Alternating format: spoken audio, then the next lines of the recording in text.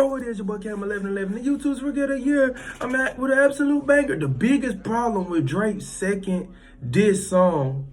Make sure you like, share, subscribe if you're new. Shout out to Fantastic Hip Hop. No intro needed. I want to hear this. Kendrick Lamar fans are in shambles. Let's go. Let's go. When it comes to Drake's second song that's aimed at Kendrick Lamar, yes, it's a banger, by the way. I bet, hold on, let me fix the cam. Definitely a banger, by the way. Definitely a banger. He just made one of the craziest times in not just rap, but in the entire music industry. Yeah. How y'all doing? Happy Saturday. Happy Saturday. I literally just woke up. In music right now, and the biggest threat the industry is facing. I ain't got much to say. Kendrick, and when we look at this in its entirety, while Drake's fans have been praising the OVO rapper for continuing to put the pressure on against his biggest rival. Well, I will say this. That Drake did, the second Drake diss is absolutely incredible from the standpoint of the writing aspect. He wrote a verse to Kendrick as Tupac.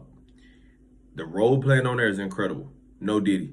He also wrote a verse to K-Dot as Snoop Dogg and begging him like, yo, bro, you gotta respond. You gotta do it for Cali. You gotta do it for the West Coast. Y'all let me know if I'm tripping in that take, but to me, that's incredible.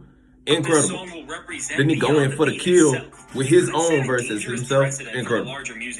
So the reason why tailor-made freestyle is really just an absolute insane moment is that beyond being just a Kendrick diss, Drake doesn't come at him alone here, but on this track, he features Tupac and Snoop Dogg, but not actually them, but AI versions of these two legendary hip-hop icons. But before we can even discuss how irresponsible of a move it may have been, how y'all feel about that? How y'all feel about Drake using the AI tool to portray as Tupac and portray as Snoop Dogg? And obviously, you know it's not, because Snoop, or you know, Tupac passed away. And we also seen Snoop Dogg reply to the Drake diss, him hearing himself, you're hearing Drake as himself. So y'all let me know what y'all think about that. Y'all think that's distasteful? Y'all think that's negative? Portion of the music industry. I think it's great. We need to look at what Drake actually this rap, do dog. On the track. Now, as Tupac has been seen as the godfather of West Coast hip-hop and whose presence has played such a direct role in Kendrick's entire career, as his very words have been featured on an album like To Pimp a Butterfly. Using the face of the region Kendrick's from to speak to him as Drake awaits a response was definitely a master troll move on Drizzy's end, and as this AI Pac talks directly to Kendrick on this verse, it really shows that more than ever, Drake is willing to do just about anything in this beef, as from the very Drake on one. Like, he want to smoke him. Drake can taste blood. Drake want to body. Next level tactical move on Drake's end, whether you love or hate it. Now, as Drake's pen fuels this artificial version of Tupac and tells Kendrick to fight back, you gotta fight back. Tells him to attack Drake through some of the most talked about routes that could be taken to diss him, and this could have potentially just crumbled part of Kendrick's offensive effort for Drake. And as Drake's AI Pac also tells Kendrick that his disses on Like That were weak, and that he can't make threats that he can't back up because he's not truly living the lifestyle that he because my question to y'all would be, how do you feel about Kendrick not saying anything? Like, he's literally not responding. He's literally not fighting back. He's literally not on social media. He's literally not doing anything. But we did hear, shout out to Maul and Rory, we did hear from them that Kendrick has an album coming in May and using all this shit for promo. And which is, I think that's a coward move. I think that's weak. I'm not gonna lie. Because you're supposed to be K-Dot. You're supposed to be Kendrick. You're supposed to be the guy. And you using rap beef and rap exploitation to fuel album sales, that's trash. But y'all let me know what y'all think about that. And also, do y'all agree if that's a true take? Man, go do what you do. Unless this is a moment that you tell us this is not really you. In that case, there's nothing left to say. I just pass it to Snoop. It shows that Drake is trying to call Kendrick's bluff, and after an entire week of using social media to taunt him and just failing, at least you can say that this is easily the most calculated and diabolical move we have seen from Drake so far when it comes to trying to take the lead against Kendrick. Now, while the ethics of using AI are questionable from a musical standpoint, all in all, this is a creative way for Drake to try to shut down Kendrick, despite how choppy and lifeless this fake version of Pac sounds, as all it is Pac's voice masking Drake's flow, but right alongside fake Pac. Fake Snoop Dogg is featured on the second verse of the track. But I got the idea of it, you know? Drake's pen as well. He continues to come at Kendrick here by rapping from the perspective of one of his biggest mentors on the West Coast and how he is disappointed by Kendrick in this very moment. Now, with this fake version of Snoop saying that he is confused and disappointed by Kendrick's lack of a response, and really soaks this in by throwing some nasty bars out, as he even questions the choice of even handing Kendrick the West Coast as a whole over a decade ago. This performance keeps up the same energy of the first verse, but focuses more on provoking Kendrick to straight up release a diss to defend his honor as opposed gotta to fight back, because if you don't, I'm gonna throw the towel in. It's looking like you writing out the game plan on how to lose, how to bark up the wrong tree, and then get your head popped in a crowded room. We're all just watching the chess game, but oh, you gotta move. Really punching this idea, and overall, again, while this fake version of Snoop Dogg sounds so hollow compared to the larger-than-life charisma that the real Snoop has brought throughout his decades worth of performances, knowing that this fake Snoop is rapping bars that were written by Drake in the same cadence that he always uses, it still makes this performance accomplish what it's trying to hard. do. I think it's dope. I think it's creative. Beyond the trolling and intimidation tactics of using fake versions of legendary rappers, the third and final verse on this song comes from Drake in full form, and with Drake following up on what he said on his last diss track, Push-Ups Here, he continues to put Kendrick on the hot seat as he says that his first diss didn't even take him 2 hours to write, and that the next one is going to make Kendrick look like a coward, which is a crazy claim to make. Fight back. Highlight in full force just how much Drake is on the attack here, and while lines like these are really here in an effort to poke Kendrick and get him to drop that response on Drake's time, ultimately, what the diss Drake is really trying to hurt Kendrick with on this track centers around is none other than Taylor Swift and how the release of her new 31-song album, The Tortured Poets Department, is the reason why he's holding back his response, as he doesn't want to compete with her. So while Drake hyping up Taylor and calling her the biggest gangster in the music business is kind of hilarious. What's crazy here is that Drake tries to label Kendrick as a corporate industry puppet, which is really just an absolutely insane thing for him to say. Coming at Kendrick from this angle definitely did give Drake some. Because let's be clear, y'all, they both to a certain extent industry puppets. They both the biggest artists, you know what I'm saying, that we have for our culture. You know what I'm saying? So they both win all the Grammys. They both win all the awards. They both get all the critical acclaim. They both get all the love. Yeah, Kendrick get more love from the culture as far as the African American and black community.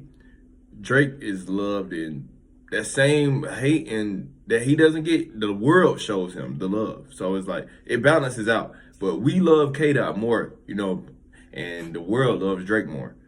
Y'all let me know if I'm tripping with that take, but to me, they both critical acclaim and they both industry could be called industry puppets. In my opinion. On his own terms, make him look not saying they are, I'm just saying when you really look at it. How Drake spins the Taylor Swift effect to try to hurt Kendrick, he knows that deep down inside, if Kendrick's diss is as lethal as some people have said that it is, with her new album that is set to sell over 2 million copies in its first week, overshadowing everything else out, it will serve as crazy, a shield 31 records, yo. Not protect him from the how y'all feel about that?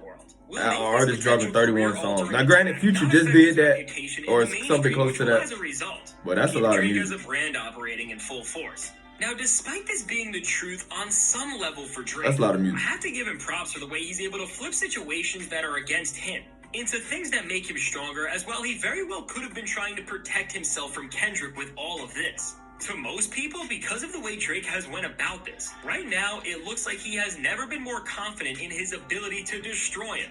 Now, beyond this record as a diss itself, I think while using Pac and Snoop to come at Kendrick was creative as a battle move and is definitely going to get people talking, the precedent that is now set in the music industry because the biggest rapper in the world just featured AI versions of artists on his song could spiral out of control very quickly, and overall is super irresponsible for somebody of Drake's stature to do in an industry. Yeah, okay, so that's something I want to attack as well. How do y'all feel about that?